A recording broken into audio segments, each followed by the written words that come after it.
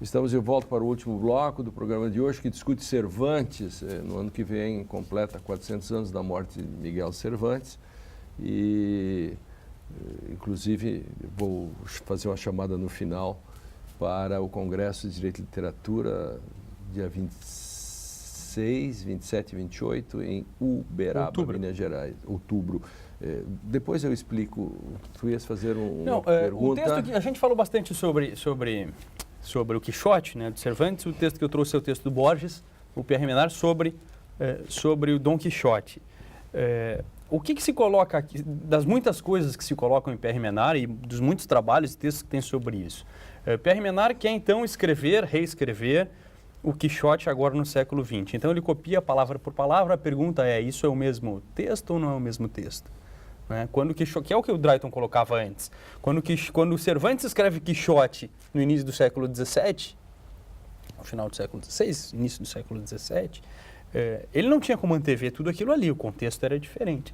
Então aí a discussão que se faz aqui a partir do Borges esse novo texto colocado hoje, com tudo isso que passou nos 400 anos, é uma outra coisa.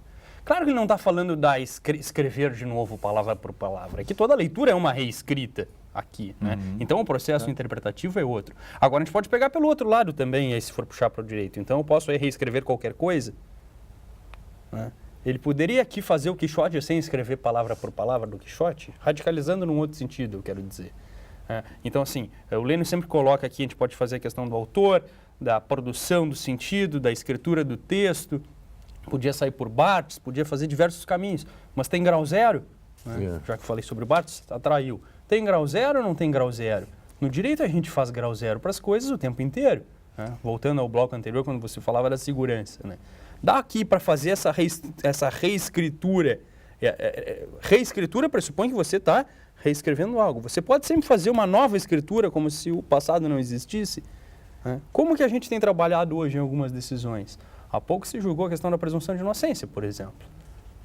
Está se julgando aí. Está se julgando. Assim, isso dialoga com a tradição? Isso precisa dialogar com a tradição? Ou se a gente quiser, você brincava antes com overruling. Quando você quer fazer uma mudada na jurisprudência, você precisa dialogar com o passado ou você não tem mais essa necessidade? Você pode escrever qualquer coisa sobre o Quixote? Dá para escrever qualquer coisa sobre o Quixote? Dá para dizer qualquer coisa sobre o Quixote? Dá para dizer que ele não é um anti-herói? Há tradição ou não há, Drayton? Essa é a questão. Ou tentar defender uma certa tradição é algo quixotesco? Então, no bom ou no mau sentido? A pergunta que eu coloquei outro dia, e aí fica a provocação, num evento da Aula Magna em Santa Maria, né? Perguntei para os alunos: algo pode ser hoje mais quixotesco do que advogar, sobretudo na esfera penal, e ser professor, especialmente no Rio Grande do Sul, que não paga salário?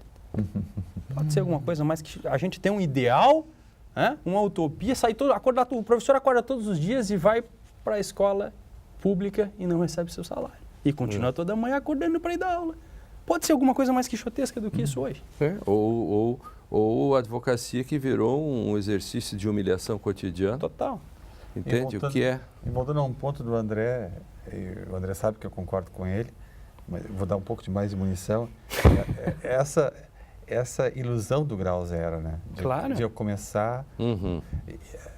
Hegel, de modo provocativo, um autor do século XIX, 1770 a 1831, século XVIII e XIX, ele trabalhou essa questão de se eu posso começar algo sem pressupostos, né? Essa pretensão de começar algo sem pressuposto. E ele diz que isso já é um pressuposto. Claro. O querer começar sem pressuposto. Então, o grau zero, a tentativa do grau zero já não é grau zero, porque eu já estou colocando alguma coisa lá no começo, estou dizendo qual é o começo. Então, e quem é esse que diz que vai começar do grau zero? Então, isso é uma alusão. Ele criou uma palavra em alemão, que é Voraussetzungslosigkeit, uma palavra que diz isso, a ausência de pressupostos, que é uma ilusão. Isso, desculpe, é um recado isso, né? Que no fundo, é que eu vejo todos os dias no site, as redes sociais agora, isso é muito comum, aí aparece alguém, escreve sobre um tema sem pressupostos. Assim, ele inventou o assunto. Quer dizer, 500 pessoas escreveram antes dele. E ele chega e estabelece. Não está contaminado por nenhuma Não, tradição. exatamente. É uma coisa impressionante isso. Quer dizer, nós só cita a fonte mesmo é água mineral no Brasil. Então, os pressupostos ficam para trás. Essa pretensão de grau zero das coisas sobre... Nós vamos fazer um livro agora, você, eu e o Stein, sobre verdade, né? Verdade é real. Eu escrevi isso, sabe, há tantos anos.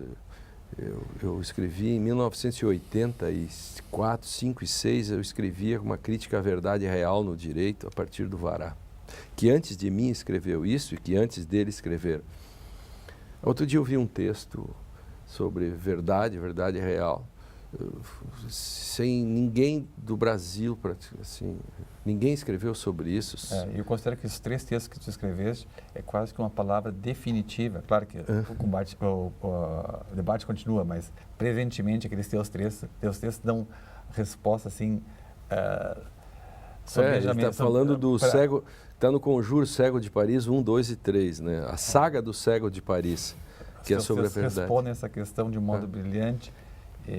Vão ao ponto, vamos dizer assim. Vão ao ponto. Por isso que nós vamos editar o livro. Assim. O Ernildo Stein e Drayton Gonzaga de Souza vamos fazer juntos sobre a verdade no direito. Aguardem. Henriette. Não vai ficar pedra sobre pedra. Exatamente. Henriette. A questão da tradição, se recupera ou não no ato de reescrita ou de leitura de um texto, né?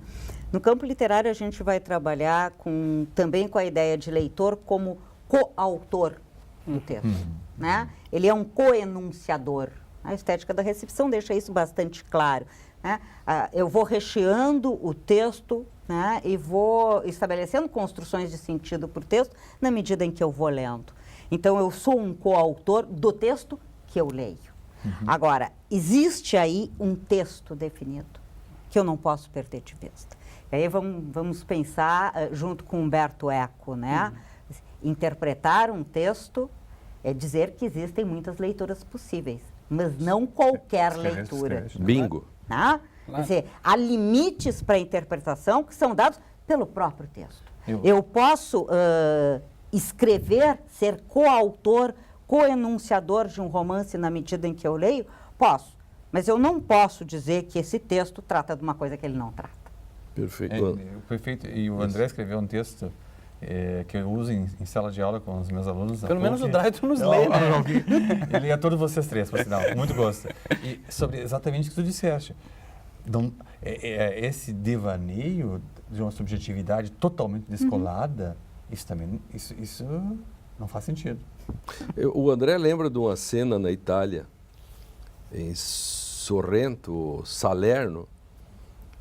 Lembra da cena em que a professora disse para mim, se a sua atitude é conservadora, você está buscando respostas corretas em direito. Aí ela disse, nós dois olhamos para um barco e cada um de nós vê um barco diferente. Eu digo, aleluia. É um barco e não um avião. Já começamos bem. Algum ponto de dissecção. Claro. Aí acabou a discussão, né? Quer dizer, não é um barco, que bom, não é um avião. Começamos. Mas a questão que tu conta do porco nas costas, do né? porco nas costas. Um porco nas costas é um porco nas costas. Tá furtando ou não, mas há um suíno nas espaldas de um sujeito. Entendeu?